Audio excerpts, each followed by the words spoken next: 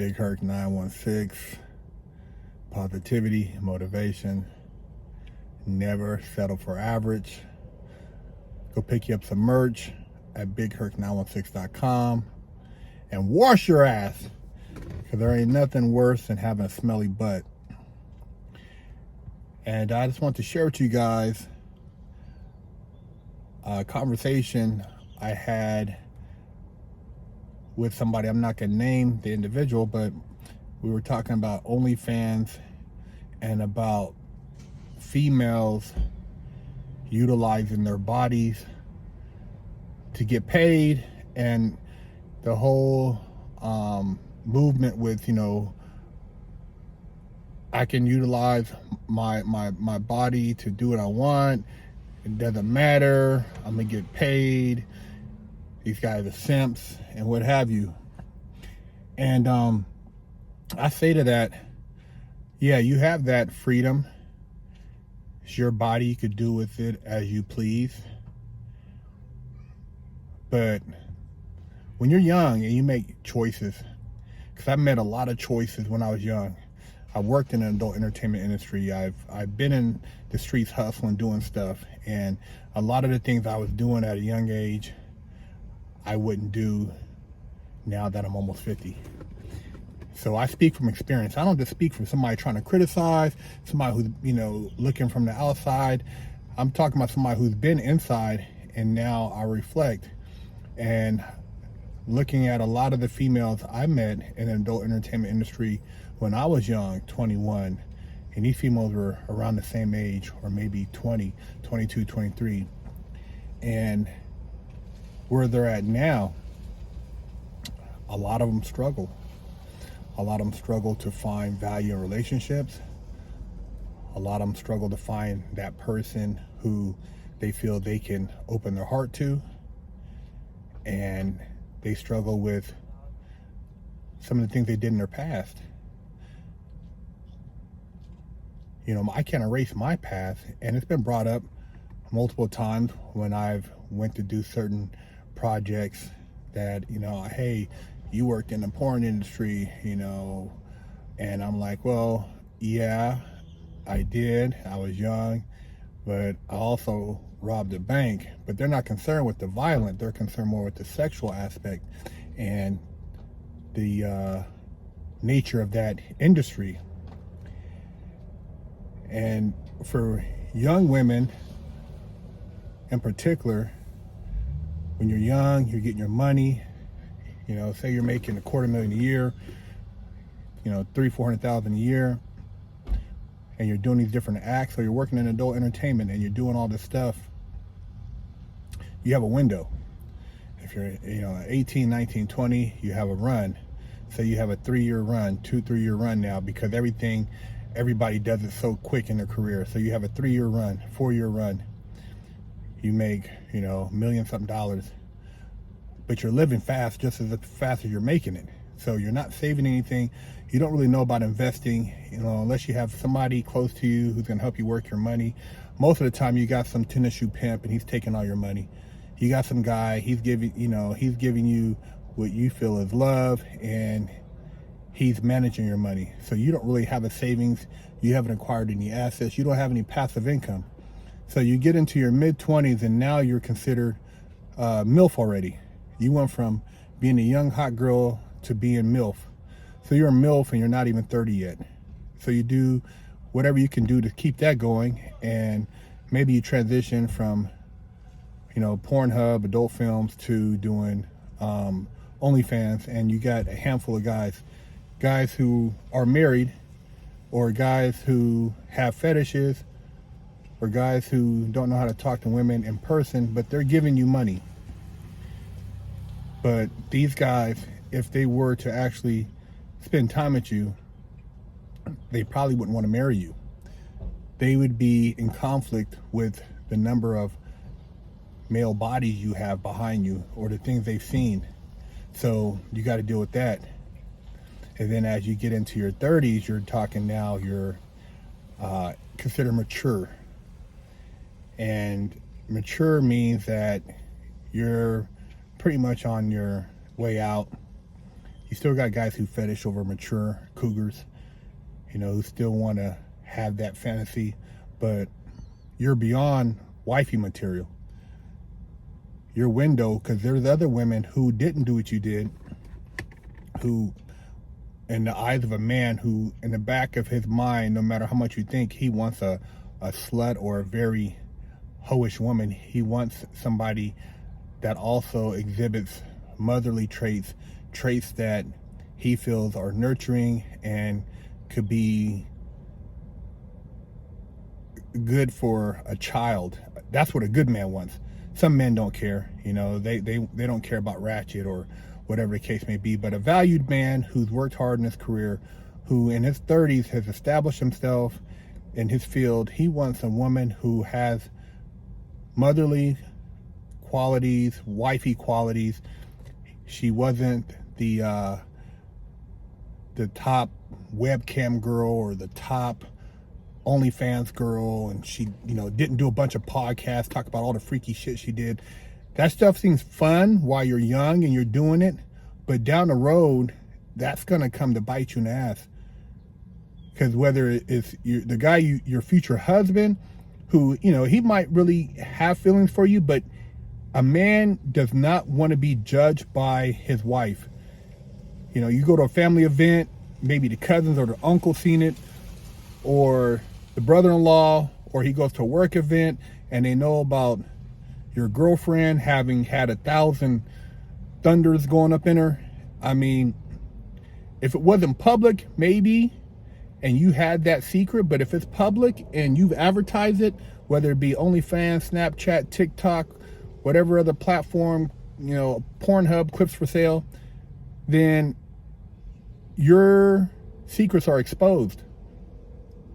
And then if you have a child, that child will at some point, find out the truth. So there's a lot of things you got to consider before you think, I'm young, I'm getting this money, everybody wants to look at my ass. I got 1 million followers, 1 million this. That's 1 million people who know what you're doing. And 1 million people who can talk, 1 million people who could possibly notice you with your future husband. And I tell you, you talk about you want a high valued man, but you're selling your body and you think because you have all these followers, all these likes, that you're high valued. That's not high valued.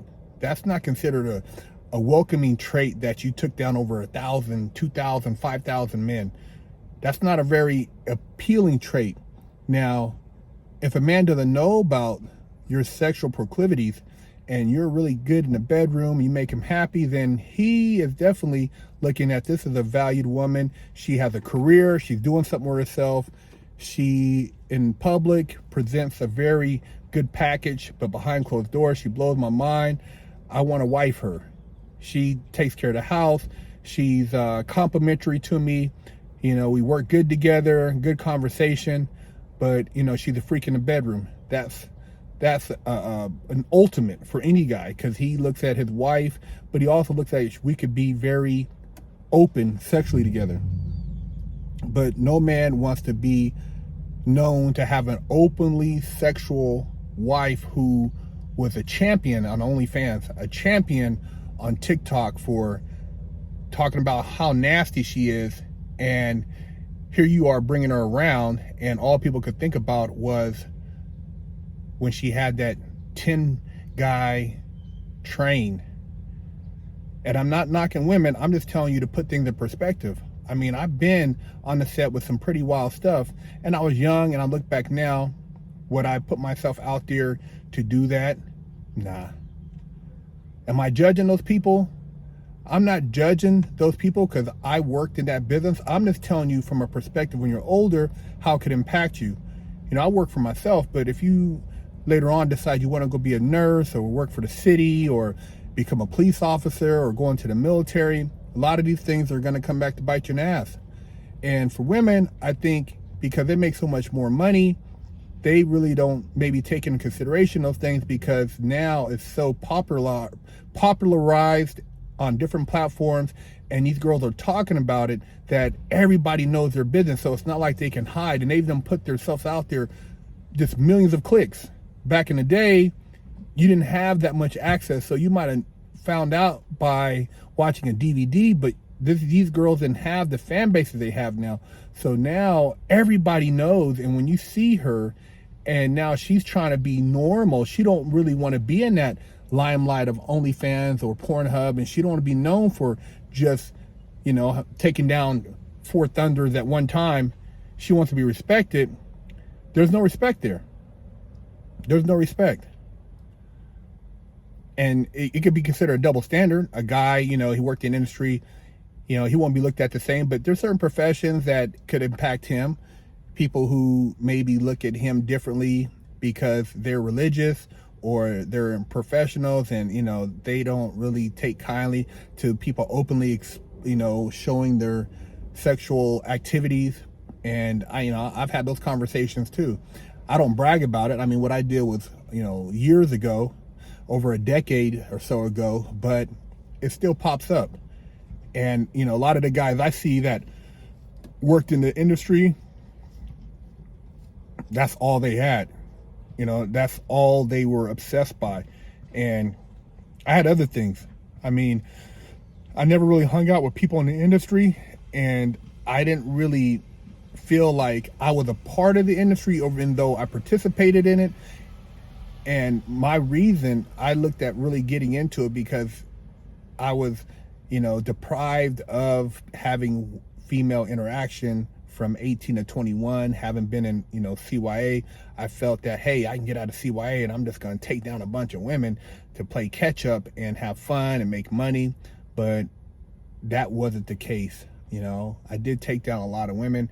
I made a little bit of money, but it was just reckless. It wasn't like I had an investment plan. It wasn't like I had a 401k. It wasn't like I had royalties coming in from anything.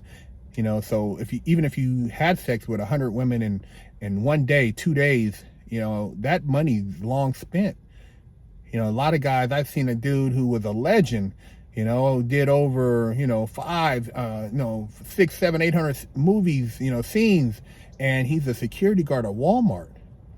Dude, you were a stud and you were getting paid to have sex with all these women, and now you're a security guard at Walmart and you're in your, you know, late 50s? Bro, that's pretty much a pity, man. You know, there's no glory in that. And I can recall seeing that guy later and how, you know, he was an extra on a set. He wasn't even really doing a scene anymore. And he would just like fiending over the young girls, and they're looking at him like, this old man is gross. And I'm looking at him like, dude, you're a perv. Your time has passed. These girls don't want nothing to do with you. You're no longer a worthy prop. So these old guys who still try to hold on to it, it's like, dude, you hopefully you had another skill set and you were able to create some wealth, but you're not a necessity in the game anymore. You're blowed out, you're old, and these young girls, they look at you like how they look at Ron Jeremy. Nasty. So, you know, to the young men trying to get into the industry, you know, that's what you have to look forward to. And if you think you're going to have enough sex to somehow become a millionaire, then you better do a lot of homework in investing, a lot of homework in thinking how many times you can, you know, get your thunder going, because it's a false pretense thinking you're going to get rich off of busting cheeks and be this high-powered, successful, you know, stud that has all this wealth and, you know, women at your beck and call. Because those women, they don't really care about you, man.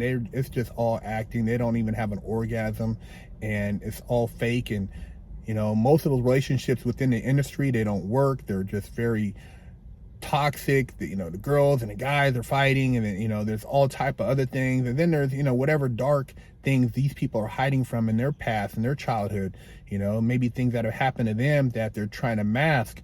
So none of those things have been addressed, which means they can't have a normal relationship. There's a lot of people in the sex industry who can't have normal relationships because they're dealing with internal pain, internal issues, things that they never addressed. You know, I reflect back on some of the things I went through as a young man and why I had issues having relationships that were healthy with women. So I keep it raw and real with you guys, man. I'm not going to sit here and I crack jokes, busting cheeks, having fun, doing these different things. But then when I reflect back and look at it and I tell these young men now or young women about what you're going to get involved in, just really look at all your options. Look at all your options before you start exploiting yourself, thinking that you're going to get all this money, you're living a great life, because I've seen a lot of people that made a lot of money and within 10 years, not even 10 years, 4 or 5 years, they're broke. They got regular jobs now. There's girls that had all these accolades in the porn industry, awards and this and that, AVN, and, you know, working at Starbucks or, you know, working at Home Depot or working, you know, at some of these places that you would think like, man, you had all these fans, you were the shit, and now you're broke. Yeah, they're broke and possibly broken, because they want somebody to love them, but their past keeps creeping up. So they're dealing with the fact that anytime they give themselves to a man and think that this man is going to love them, they're afraid to tell the truth because they don't want to tell this guy that they had over 1,000 thunders busting out they coochie, and they've, you know, pretty much reformed themselves, and now they want to be a wife. Because this guy's constantly thinking, especially, like I said, if he comes from good stock, he has a mom and a dad, and, you know, he grew up in a good family, he's had a career, he's a professional, he's going to always say, you know, I can't really roll with this for the most part. Sometimes maybe he might, you know what I mean, but I don't see it happening. You know, you'll get a guy, this guy probably has a couple baby mamas, and, you know, he's just willing to carry that because he don't really care. But, you know, if this is a guy who has values, who has any type of morals, you know, any type of maybe religious faith, spiritual faith, he's going to be very hard to accept or swallow your past, no matter how attractive you are, no matter how much you tell him that you love him. So just something to think about. Because I've seen guys, you know, say that too, man. It's like, man, she, you know, she did this and did that. I'm like, well, dude, you know, you think she didn't sleep with guys before you? You know, you think you're the only guy who slept with her and did this with her? And, you know, she's a good girl now. And he's like, man, I just don't know if I can deal with it because the homies had her, you know, she did this over here, you know, blah, blah, blah. And the conversation comes up. And when the conversation comes up, and if it's not something, you know, you don't just openly say that the first time you meet, but when it does come up, it's going to open up a lot of wounds, a lot of secrets. And, you know, this is the dark side of OnlyFans, working in porn, being a sex worker. Just think about it. Are you going to be able to give yourself to somebody wholeheartedly down the road? Because ultimately, as human beings, we want to have our significant other. We want to have somebody that we can take care of in our old age and take care of us and love and cherish and build with and build a family with. So these are moral values. And, you know, I didn't think about a lot of these things when I was young, but I'm sharing them with you, man, because I'm older now and I've worked in the industry. I'm talking from somebody, I'm not out here like these young dudes, oh man, and acting like it's just blowing out cheeks. I mean, I could be one of these guys, you know, trying to, you know, pump up, you know, these girls to get their money, which, you know, they're going to get it regardless. But you're not telling these young girls who are 18, 19, 20 what life is going to be like in their 30s when they want to find a man, and they want not just a man, they want a quality man. This guy, maybe they're trying to get an athlete, they're trying to get one of the 1%, the guy who's making 100,000, because only probably 4 or 5% make over 100,000. Most guys got a good job, 401k, but they're not making over 100,000. So you want a high quality man, and you've been ran through by everybody, including some of these private trips to Dubai. You're going to have to swallow a hard pill and realize that your coochie just doesn't have the value. So, Big Herc 916. Hey man, I'm just trying to share some thoughts with you. I just came from the gym. I'm starving, about to go eat. Make sure you subscribe, share the channel, support, go buy some soap, wash your ass, and yeah, leave a comment, let me know what you think, and hey man, happy relations, man. Get your hygiene game up. Go wash your ass. Go to BigHurt916.com and pick you up one of our bundles of soap. We have oatmeal milk and honey, monkey farts, butt naked scrub, island citrus scrub, cool water, and howling at the moon. And get your nutsack right. Stop walking around with a crusty butt, smelly ball sack, and a funky hoo-ha. Big Hurt said wash that ass. Pick you up a t-shirt at FreshOutSeries.com.